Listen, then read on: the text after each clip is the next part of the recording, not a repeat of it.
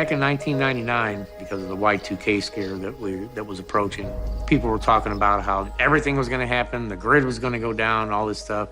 So we bought a generator, we stocked up on some canned food, had some water on hand, had a few gallons of gas. And as the time approached, I realized that we really were not ready for this because we didn't know what was going to happen. We had no idea what could happen. We was watching on TV that this could happen or that could happen. But nobody knew what the results were going to be when this Y2K thing hit. But the thing it did make me realize at that point was that we were not ready. And that's why I am a prepper. My farm with various animals will continuously feed my family. I make and use primitive weapons to protect and provide for my family.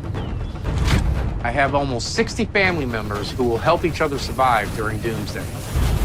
I'm prepping for when the Earth reaches its carrying capacity. Carrying capacity is a biological concept that states that when a certain population reaches a certain size, that something is going to happen to cause that population to crash. There are just billions of people on this planet. There's already problems in several countries concerning famine and disease. There's already problems with food shortages. Once countries start figuring out that their people aren't getting the food that they need, there's going to be war where they're going to be trying to take resources from other countries, and this is going to lead to even more of a population decline. You know, we're looking at a domino effect that's going to be so multifaceted that it's just going to sweep over this planet, and who knows how many is going to be left. Curtis lives on a 35-acre farm in Missouri with his wife, Kathy. A couple more eggs should be enough. Even though he fears overpopulation, he has 10 children and 35 grandchildren, most of whom live no more than 30 miles away. Let's get the eggs. Oh, yeah, there's still a chicken on there in there. A retired environmental consultant, Curtis spends his days researching ancient civilizations because he hopes they will hold the key to his family's survival. Hey, Amanda, can you come in here a minute? In primitive times, as the bigger family you had, the stronger your clan was. I may need some help in remembering some of the names of the grandkids since we have 35. We got Trenton, okay, and then Andy. Taylor. Badger and Turtle. Grayson, that's it. How do you spell that? Curtis believes that one thing that helped the ancient Maya thrive was the way they organized their households. In preparation for World War III, Jimmy Falcon is living in isolation with his 2 cats in the unforgiving climates of Montana's Rocky Mountains. He plans to hunt for meat on his land, but hunting Montana's elk, deer, and muskrats can take a lot of time and energy. So while he can, he stocks up on meat and other supplies at the nearest supermarket, 1 hour away. I'm so used to being out in the woods and up in the country that when I go to town in the big city, it gets a little stressful, kind of, sort of, with all the people and the traffic and everything. He's a good boy. Come on, get in there. Is there any way I could get you to cut some meat for me, please? Oh, yeah. Thank you so much. You're welcome. Appreciate it. You too. How are you doing? I'm doing good. Would you be interested in trading for some gold? I think gold is better than money anyways. That's interesting. I don't think anybody's ever tried that before. There you Wow, go. look at that. Ain't that something? They're heavy. Gold will be always good. Well, yeah, I don't know. I might get in trouble. Though today, he wasn't successful at bartering, Jimmy still believes that during and after World War III, gold will be the most valuable commodity. I think people can depend on stores for food right now, but not always, that's for sure. Jimmy is preserving large quantities of meat to supplement his food supplies by using a method that has been around for thousands of years. Smoking meat with maple wood or any kind of hardwood gives it a nice flavor, and it preserves it for a long time. Smoking meat helps kill bacteria and conserves protein. Jerky is commonly included in military field rations because it's lightweight, has a long shelf life, and requires no further preparation. So in anticipation of World War III, Jimmy is using the smokehouse he built on his property to prepare as much meat as he can. I just started a fire in this barrel stove down here, and it's got a flue that goes up in the floor of the corner of the shed. So right now that maple smoke is filling up in that little walk-in smokehouse. And while the meat smokes to conserve energy, Jimmy takes advantage of the valuable heat source. The heat from the smokehouse simultaneously warms an outdoor bath. Oh, I'm starting to smell good now. This old bubble bath got me smelling good now. Get kind of stinky up here in the woods. David Appleton fears his home in Charleston, South Carolina could be destroyed at any moment. For most preppers, getting ready for Doomsday is no joke. But for a comedian like David, even the apocalypse has a lighter side. If Doomsday happens, there's a lot of things I'm not gonna miss. The Kardashians. When it comes to his escape plan, however, he fears he'll have to do something that goes against his nature. Get serious.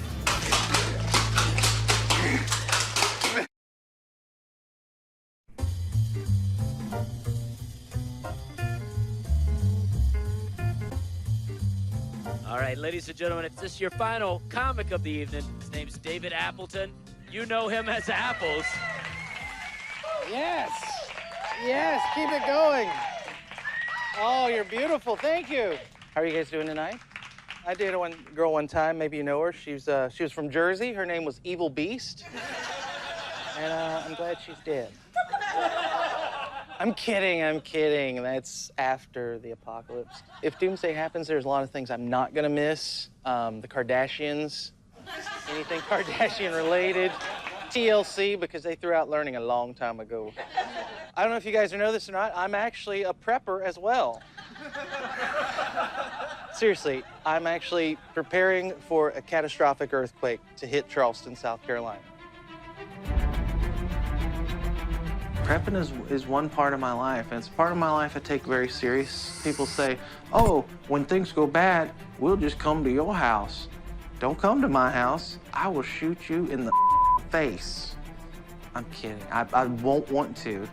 David Appleton is a well-known stand-up comedian in Charleston, South Carolina. Woo! 3 nights a week, he hits the comedy clubs and improv joints to test out new material. Twice the pleasure, twice the fun. But when it comes to one part of his act, David is not kidding around. Having a sense of humor at the end of the world is gonna be pretty important, because if little things get you down, then at the end of the world, you're gonna have a really bad day. I'm prepping for an earthquake because it's happened in the past. In 1886, a magnitude 7.3 earthquake hit Charleston, damaging nearly every building in the city. Imagine every house in your neighborhood just knocked down, and now what? 2 years ago, we had 4 small earthquakes. Last year, we had 6 earthquakes. They're happening more and more. That's a big indication that a larger one is coming down the pipe. These 3 New York City preppers are convinced the city they love faces imminent destruction. They fear a hurricane, a terrorist attack, or in the case of student Cameron Moore, a nuclear accident that will destroy New York and cripple the global economy. Cameron grew up traveling the world. As a teenager, he took humanitarian missions to India, Gabon, and the Amazon. Now, at the age of 23, he's made a life for himself in the concrete jungle of New York. I live in New York because it's New York. It's a beautiful, dirty place. But if the Indian Point nuclear facility, which sits 35 miles north of the city, suffers a meltdown, Cameron fears New York would quickly become deadly. The official plans to open up welcome centers, which are essentially detention centers. I mean, you saw what happened in Katrina. You go into there, it's martial law, people get killed and raped in those centers, and you can't leave, you have no individual freedom. The Indian Point Power nuclear reactor has over 1,500 tons of radioactive waste. Theoretically, anything above a 6.0 earthquake would cause damage. And you know, just last year here in New York City, we had a 5.2. Just imagine how much of those isotopes would get into your body in the event of even a minor spill. When Indian Point was built more than 40 years ago, engineers did not know it rested on the intersection of active seismic zones. If an earthquake caused a meltdown at Indian Point, it could force the evacuation of nearly 20 million people. Millions of people dying is almost the low end of the impact. If New York City goes down, the United States economy goes down, the global economy goes down, and we have a serious worldwide problem that needs to be dealt with. When it hits the fan, I will bug out. As a young beginning prepper, Cameron feels he needs a mentor to get him ready. We need to get you out of here, over to here, and then across from here. So he's reached out for help from Eitan Edwards, head of the International Preparedness Network, and a prepper for more than 25 years.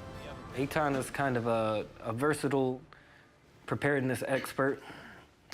He knows a little bit of everything and a lot about some things. He can be intense. You're not going to want to stay in Brooklyn. You're not going to want to stay in the peak injury zone.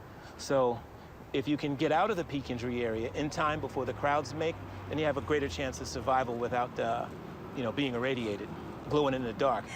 It's cool to glow in the dark, but it's not very fun with the side effects that come along with it. If the Indian Point nuclear reactor suffers a meltdown, Cameron believes he will only have 5 hours before radiation hits the city. I'm preparing for the coming economic collapse and the chaos that will follow. Third one.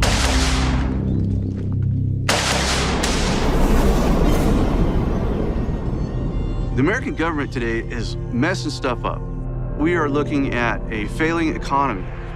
Now imagine when people wake up in the morning and their dollar is worth nothing.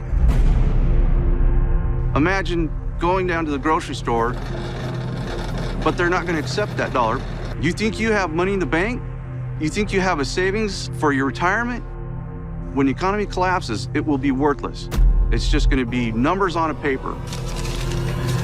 And I'll be doggone if I'm going to sit back and let it happen to me. I built the rain catchment system, so if the grid goes down, I'll never go thirsty. I've got 8 months worth of food stored, so when the hits the fan, we will not go hungry. I have a 30-acre bug-out property where my family can escape the chaos of the city and hide from the marauders.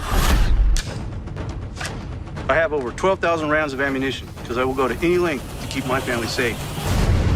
Some people may say that I'm obsessed with prepping, but really, I'm obsessed with keeping my family safe. I don't see a paranoia there. I see wisdom. For the last year, Greg has been working from home as a computer programmer. Instead of commuting, he uses the time to increase his food supply with a 95-square-foot garden, raising rabbits, and canning. It's not going to be telling people about all the canning because if they find out and the economy does collapse, then we won't have enough to supply for ourselves. Melissa's quite the little prepper. The apple doesn't fall far from the tree. But my wife is not the prepper like I am. She understands what I'm doing. We need to rinse these beans out, and she's very supportive. 11.5 million people in the United States are unemployed. And for the first time in history, America's national credit rating was downgraded, which Greg believes could lead to a countrywide food shortage. So he's asked Marcia to help increase their canned food supply from 8 months to 1 year. 2 years is about the max that they'll give you on most stuff. And I think they do that as a safety precaution because there are people that have had stuff that's, 10, 15 years, and it's just fine. It's not gonna hurt you and make you sick, something like that. And you realize that when there is a collapse, the dollar will be worth nothing. You won't be able to buy food. And we'll become a target. Yep, exactly. But even with all of his preps securely stowed away in his suburban home, like his wife, Ray believes most people won't be prepared for a global agricultural collapse. But he's concerned many in their area will look to them for salvation. I'm constantly told by my friends, if the ever hits the fan, we're gonna come looking for you because we know that you're prepared. Well, the hard truth is, when the hits the fan, I'm not going to be able to support you and your family. You need to have your own preparations. If any unwanted visitors refuse to take no for an answer, Ray's prepared to do whatever it takes to defend what's his. There's nothing that I wouldn't do to protect my family in any kind of doomsday scenario. I could totally sleep tomorrow night if I had to use force, deadly force, to prevent people from taking food out of my family's mouth. I have multiple weapons with various calibers. As a United States Marine, I have absolutely no doubt in my ability to hit what I am firing upon. As a Marine, Ray was taught that teamwork is the key to successful operations. So he's been fortifying his survival plan by recruiting other able-bodied men and women to join his team of preppers. I have a team of people for my bug-out location because I can't do everything myself. Tonight, Ray's gathered his team to interview 2 new candidates. The 2 new prospective members to our team are currently active duty United States military personnel, so it is imperative for operational security of our retreat that we do not reveal their identity at this time.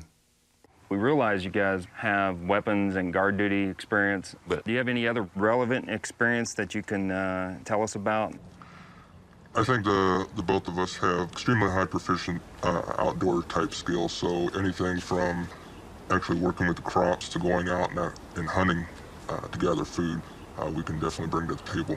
And also, as long as I can remember, I've had a hand in gardens and fields around the farms, so I feel really confident that I could be a lot of help in food production for the group. Growing up, learning to hunt and learning to care for crops, I'm very certain I'll be an asset to this crew. Are either one of you currently on medications, have prescription eyeglasses, or have any addictions? We have no addictions, no problems like that, but I do have prescription glasses. Okay. I'd like to be a part of Ray's crew because I'd like to take care of my family if in the event something were to happen.